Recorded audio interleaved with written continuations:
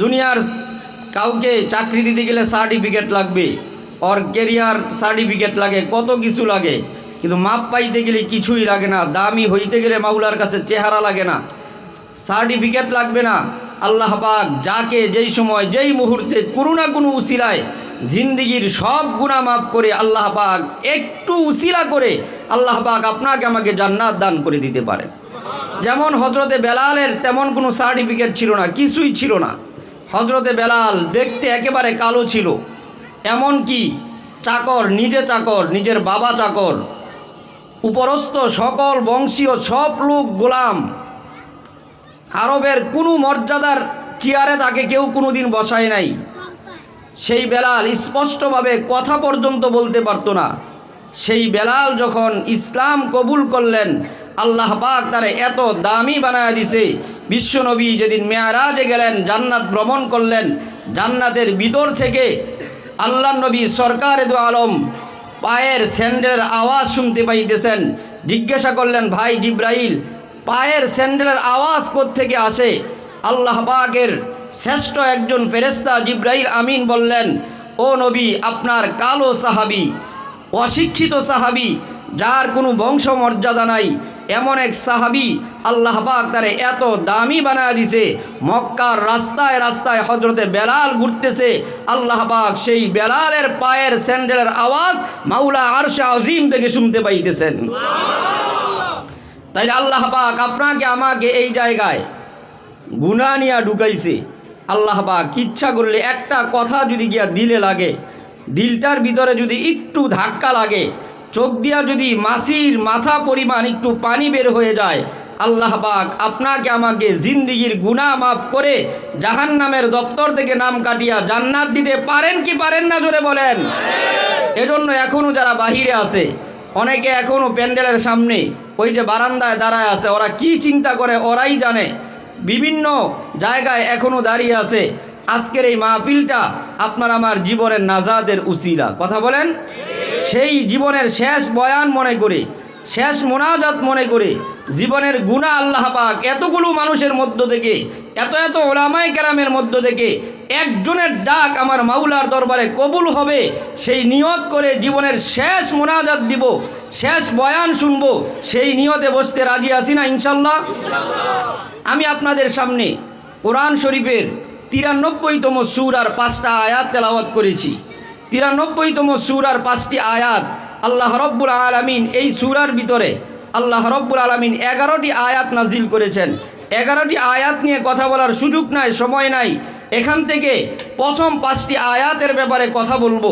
কোনো একটি সূরা অথবা কোনো একটি আয়াতের ব্যাপারে কথা বলতে গেলে ওই সূরা অথবা তার ওই আয়াতের প্রেক্ষাপট, শানে নুজুলের ব্যাপারে প্রথম আলোচনা করা লাগে। কারণ কোন ঘটনার পরিপ্রেক্ষিতে, কোন পরিস্থিতিতে আল্লাহ রব্বুল আলামিন আপনার আমার নবীর উপরে কোন আয়াতটি নাজিল করেছেন, যেই ঘটনার পরিপ্রেক্ষিতে, যেই পরিস্থিতির পরিপ্রেক্ষিতে আল্লাহ পাক লৌহে মাহফুজ থেকে যেই আয়াতটি বা যেই সূরাটি নাজিল করেছেন, ওই ঘটনা বা ওই পরিস্থিতিটাকে বলা হয় ওই আয়াত বা ওই সূরার শানে নুজুল। বলেন সুবহানাল্লাহ। তাহলে প্রথমে আমরা শুনবো এই সূরার শানে নুজুল প্রেক্ষাপটটা কি, কোন পরিস্থিতি, কোন দৃশ্যপটের পরিপ্রেক্ষিতে আল্লাহ পাক এই সূরাতুদ দুহা নাজিল করেছেন। আল্লাহ রব্বুল আলামিন আল্লাহ নবীর উপরে যে কোরআন নাজিল করেছেন, এই কোরআনের একটা আকর্ষণ, এই ১৫০০ বছর পর সেই কোরআনের আকর্ষণে যদি আপনারা এখানে বসতে পারেন, ওই সময় বিশ্বনবী যখন কোরআন তেলাওয়াত করত তখন কোরআনের আকর্ষণটা কেমন হইতো একটু চিন্তা করেন। সারাদিন যারা আবু জাহেল, উতবা, সাইবা, মহিলাদের মধ্য থেকে উম্মে জামিল, আবু লাহাবের বিবি, সারাদিন কোরআনের বিরোধিতা করত, কোরআনের আওয়াজ বন্ধ করে দিতে চাইছিল, কোরআনের শিক্ষা বন্ধ করতে চাচ্ছ।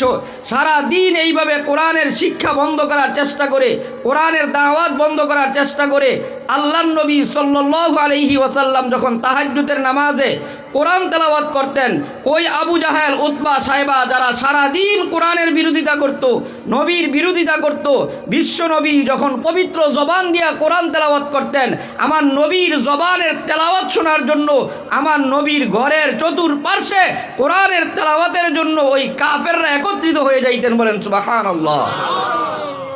উম্মে জামিল একজন মহিলা, আবু লাহাবের বিবি, কঠোর একটা ইসলাম বিদ্বেষী মহিলা, তাসলিমা নাসরিনের থেকে কোনো দিক দিকে কম না। আউট কথা বলার সুযোগ নাই। সে একদিন এশার পর থেকে ফজর পর্যন্ত অপেক্ষা করতেছে কখন তিনি তেলাওয়াত করবে। কিন্তু ঘটনাক্রমে ওই দিন আল্লাহর নবী পাথরের আঘাতে, আরবের মাটি তো, আরবের পাথর, শক্ত পাথরের আঘাতে বিশ্বনবী একটি অথবা দুটি আঙ্গুল একটু আঘাতপ্রাপ্ত হইলেন, অসুস্থ হইলেন। আল্লাহর নবী সাল্লাল্লাহু আলাইহি ওয়াসাল্লাম তাহাজ্জুদের নামাজ পড়তে পারেন নাই। ওই মহিলা এশা থেকে নিয়ে ফজর পর্যন্ত অপেক্ষা, বিশ্বনবীর জবান থেকে কোরআন শুনবে। সুবহানাল্লাহ বলবেন না? হেদায়েতের নিয়তে না, দিনের বেলা কিন্তু বিরোধিতা করে। দিনের বেলা কি করে? বিরোধিতা করে। পরের দিন আবার এশার পর থেকে ফজর পর্যন্ত অপেক্ষা। কিন্তু আল্লাহ নবী তো অসুস্থ, তাহাজ্জুদের নামাজে তেলাওয়াত করতে পারেন নাই। দ্বিতীয় দিন মেজাজ খারাপ করে আরবের রাস্তাঘাট অলিতে গলিতে একটা গুজব খবর ছড়ায় দিছে যে আল্লাহ পাক এই যেই নবীর উপরে, মুহাম্মদের উপরে যে কোরআন নাজিল হয়, মুহাম্মদের খোদা, মুহাম্মদের রব, ইন্না রব্বাকা ওয়াদ্দাকা ওয়া কলা, নিশ্চয় মুহাম্মদের রব মুহাম্মদকে ত্যাগ কইরা দিছে, ওরে ছেড়ে দিয়েছে, ওর উপরে রাগ করেছে। বলেন নাউযুবিল্লাহ। আল্লাহ রব্বুল আলামিন জগতের সব কিছু সহ্য করতে পারে, কিন্তু আমার বিশ্ব নবীর উপরে কোনো ধরনের আঘাত, কোনো ধরনের অপবাদ আমার বিশ্ব নবীর উপরে আমার মাওলা সহ্য করতে পারে না। আল্লাহ রব্বুল আলামিন এই গুজব খবরের পরিপ্রেক্ষিতে আমার নবীর শান মান আর ইজ্জত দিয়ে আল্লাহ রব্বুল আলামিন 11টি আয়াত বিশিষ্ট একটা পরিপূর্ণ সূরা নাজিল করে দিয়েছেন। কি বলে? আমি রব নাকি? ও নবী, আপনার উপরে রাগ করেছি। ওরা এটা কি বলে? আমি আপনার উপরে রাগ করব? এটা হইতে পারে? বরঞ্চ আপনার মোহাব্বতে তো আমি এই কুল কায়নাত সৃষ্টি করেছি। বলেন সুবহানাল্লাহ। ওরা কি বলে আপনার উপরে আমি রাগ করছি? এটা কেমন কথা?